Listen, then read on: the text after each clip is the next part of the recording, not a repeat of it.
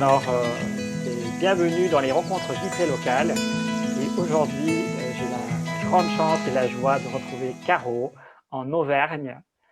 Alors, Caro, est-ce que tu pourrais te présenter, s'il te plaît? Eh ben oui, bonjour Laurent. Je suis ravie d'être là. Et donc je suis Caroline, j'habite en Auvergne, au milieu de la France. Je suis enseignante dans le primaire et voilà, je vibre, je vibre, euh, je vibre depuis que j'ai découvert Vibrer Local. En tout cas, maintenant je sais dans quel sens je vibre. Voilà. Hmm.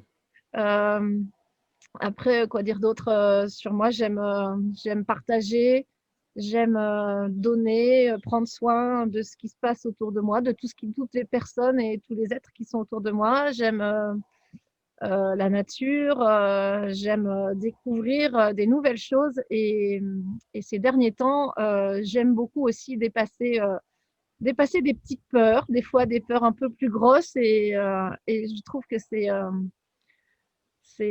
très gratifiant en fait d'aller sur des chemins qui nous impressionnaient un petit peu. Voilà. Mhm. Et j'aimerais partager ça aussi. Je peux partager ça avec les personnes qui sont prêtes à dépasser, sortir un peu de leur zone de confort parfois.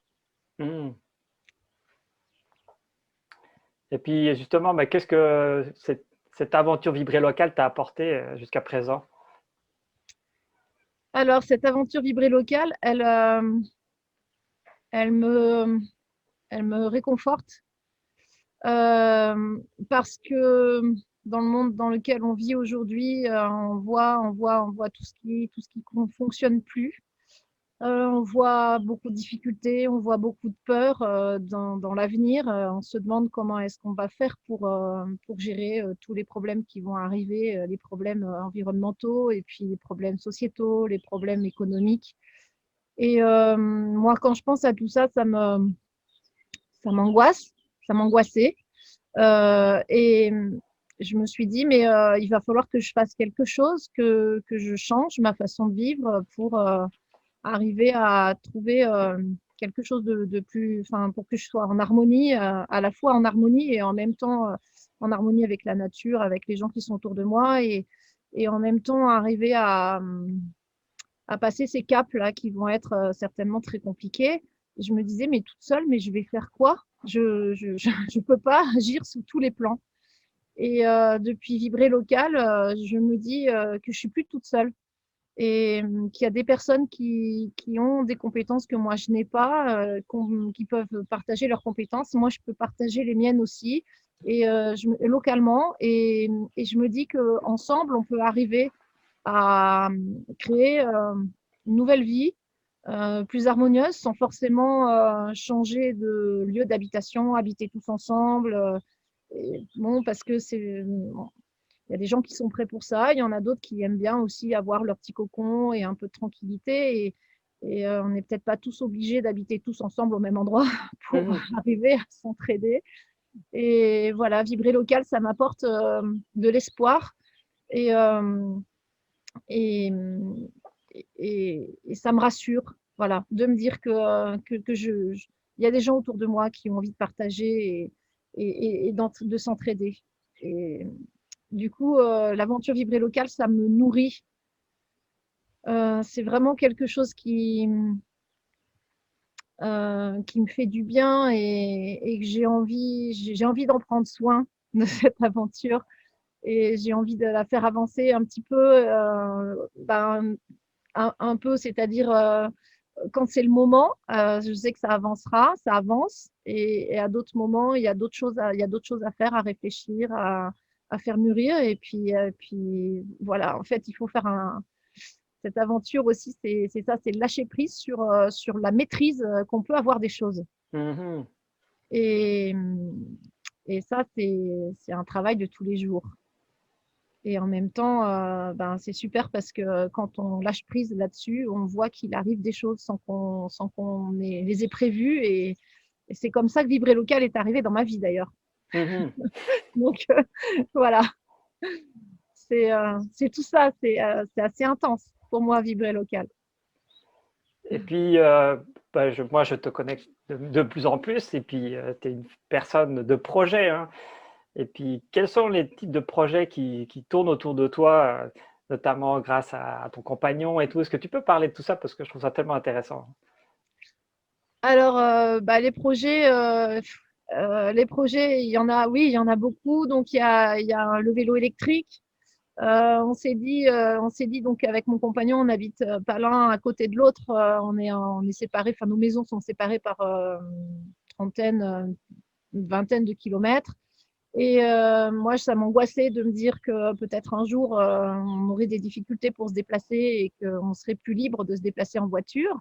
Et du coup, on s'est dit, mais il faut qu'on se fasse un moyen de transport, qu'on trouve un moyen de transport qui soit autre que la voiture, qui est énorme. C'est un poids énorme à déplacer. Il faut Mhm. essence et tout ça. Donc, on s'est dit, bah, vélo, mais quand même, on a du dénivelé un petit peu ici. Donc, moi, je me voyais pas avec mon vélo faire mes 20 kilomètres. Ça, c'était pas possible. Et du coup, on s'est dit vélo électrique. Mais alors voilà, vélo électrique et ça coûte horriblement cher aujourd'hui, un vélo électrique hein, qui fonctionne bien. Et du coup, mon compagnon, Kalou, il adore bricoler et il s'est dit, on peut fabriquer des batteries, on peut acheter un moteur et la batterie, on peut la fabriquer avec des batteries d'ordinateurs portables usagées. Et donc, voilà, l'idée est partie et le vélo est arrivé avec des batteries d'ordinateurs portables usagées. Et il a même fabriqué, pour pouvoir fabriquer cette batterie, donc il faut démonter toutes les petites cellules et puis ensuite les tester et après les ressouder entre elles. Et il a même trouvé à fabriquer une machine à souder avec un vieux micro-ondes qu'il est allé chercher à la déchetterie.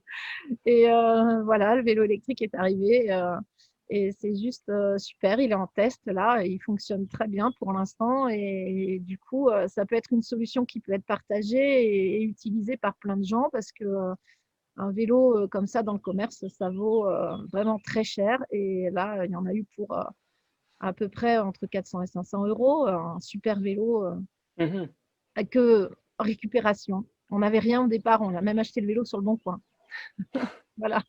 Donc ça, c'est le vélo. Et puis il y a d'autres projets. J'ai un terrain un peu grand chez moi, 3000 mètres carrés. Et je regardais mon terrain derrière la maison et je me disais, mais c'est tout vide, je verrais bien une petite roulotte. Et cet hiver, il a juste eu envie de m'offrir une remorque fourragère pour fabriquer une roulotte. Et je lui ai dit, mais enfin, moi, je bricole pas, je sais juste poncer des volets, c'est tout ce que je fais. Jusqu'à maintenant, quand il fallait changer une chasse d'eau, ben, j'appelais le plombier. Et là, on va fabriquer une roulotte, mais c'est n'importe quoi. Et il m'a dit, mais si, mais on peut le faire. Et donc, du coup, on va faire ça ensemble. Il y a les copains qui nous ont dit, on est intéressés, on va vous aider. On réfléchit tous ensemble à la structure de la roulotte. On est allé dormir dans une roulotte qui nous plaisait avec des bois arrondis. Qui est très particulière et qui nous plaît beaucoup. Donc, on va fabriquer cette roulotte-là et on va même pas acheter les bois arrondis. On va les créer, les fabriquer. On était parti sur peut-être les fabriquer avec enfin, des bois de plancher.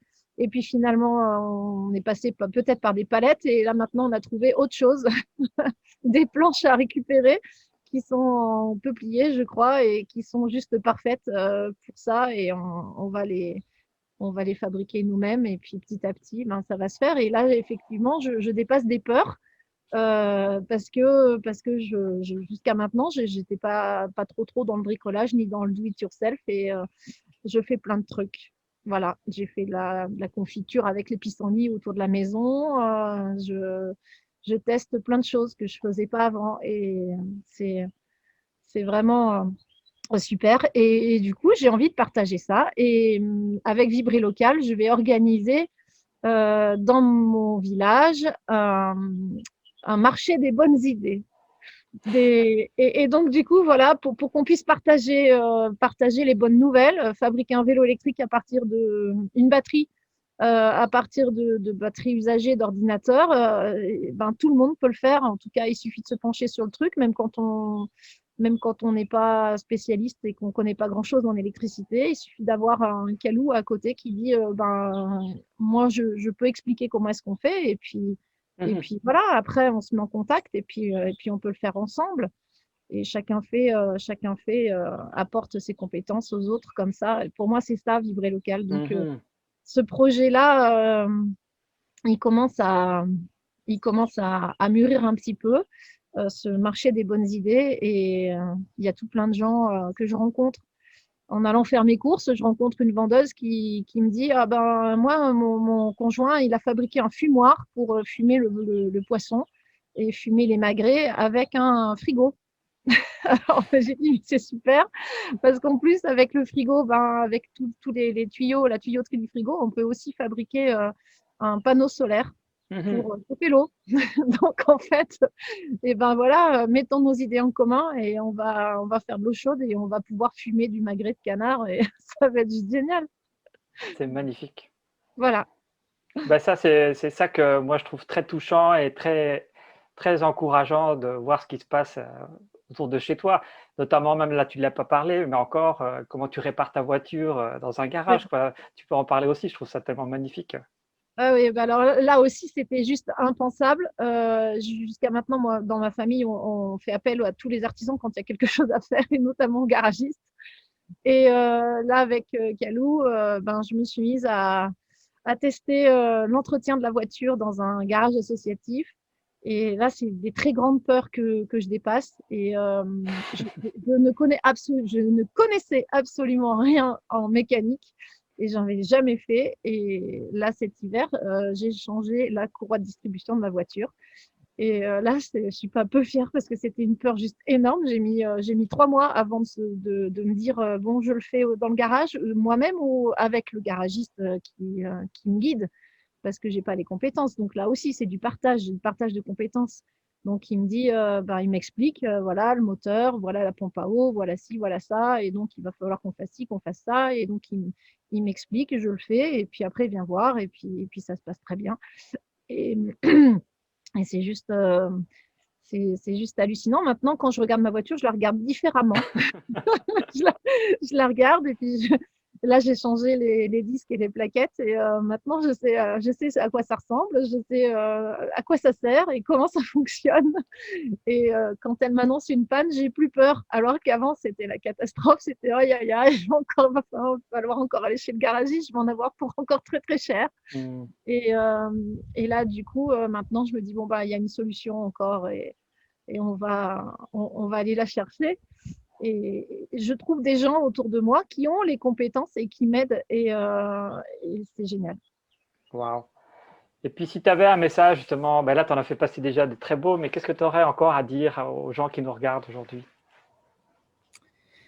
Euh, qu'on n'est pas tout seul et qu'il y a plein de gens qui ont envie de partager. Euh, et qu'en se rassemblant, on est, je pense, très fort et qu'on peut retrouver notre pouvoir d'action. On a vraiment, enfin, c'est ce que je ressens aujourd'hui, on a vraiment envie que ça change, mais on attend que les politiques, que le maire ou que les personnes qui ont du pouvoir de décision nous disent on peut faire ci, on peut faire ça. Et en fait, on peut changer par petites touches notre façon de vivre, notre façon de penser et de se dire que finalement, ce qui nous arrive, on peut le transformer. Il suffit d'en parler, de ne pas avoir peur d'en parler autour de nous. Et je pense qu'on trouve les bonnes personnes, en fait. Mhm. Il suffit qu'on dise, voilà, j'ai un souci avec ma voiture, ou ça me coûte très cher la réparation de la voiture. Comment vous faites? Et bah, moi je suis dans un garage associatif et ça c'est super. Et comment ça marche? Mais tu dois être super calé en mécanique. Mais non, j'y connais rien. Donc, Mhm. et voilà, je pense qu'en communiquant, en parlant autour de nous, en tout cas moi c'est comme ça que je fais et je trouve des personnes qui me montrent des solutions auxquelles je n'avais pas pensé. Voilà. Les solutions, elles arrivent. On ne sait pas forcément où elles sont et quand elles vont arriver, mais elles sont là. Mhm. Ben, merci. Voilà. De ne pas rester seul. Mmh. C'est le message que j'aurais envie de donner. Ben, Et ce qui fait merci. ce vibrer local, c'est justement qu'on peut trouver des personnes qui partagent nos centres d'intérêt et qui partagent notre envie de partager. Mmh. Et, et ça, c'est chouette et parce qu'on peut les trouver facilement du coup. Ben, c'est les 3 problématiques qu'on a tenté de résoudre en mettant en place cette plateforme, hein, de ne pas être seul, hein, l'isolement. Et le deuxième, c'est l'inaction. Et le troisième, c'est aussi le sous-financement sur lequel on est en train de développer un beau module là, qui va aider pas mal de monde. Et puis finalement, quand on t'entend parler, ben, toute la philosophie qu'on a tenté d'appliquer dans cette plateforme digitale, en fait, on la retrouve dans le concret chez toi. Et ça, c'est ce qui me fait le plus plaisir, parce que je me dis, ben, au moins, tout ce qu'on a fait, ça sert à quelque chose. C'est de ramener les gens dans le monde réel, à développer des choses ensemble, basées sur des idées, des besoins, et puis se rendre compte qu'en fait, comme tu l'as dit, en fait, les solutions sont souvent là. Faut juste les exprimer qu'on a ce type de besoin, et puis d'être un peu patient, et puis ça finit par arriver. Hein. Ouais, c'est ça. Mais souvent, on n'imagine même pas les solutions qui vont arriver. On ne peut pas les imaginer parce que notre façon de penser est, est habituée à penser d'une certaine, on est habitué à penser d'une certaine façon et donc on peut pas voir, on peut pas imaginer ce qui peut arriver. Mhm. Donc voilà. Et dépasser ses peurs, c'est se dire, tiens, je vais aller vers quelque chose que je connais pas bien là. Bon, pourquoi pas, hein. On va tester. Après, qu'est-ce que je ne peux que gagner. Et si je me trompe, ben, j'apprends. Donc, on est gagnant tout le temps.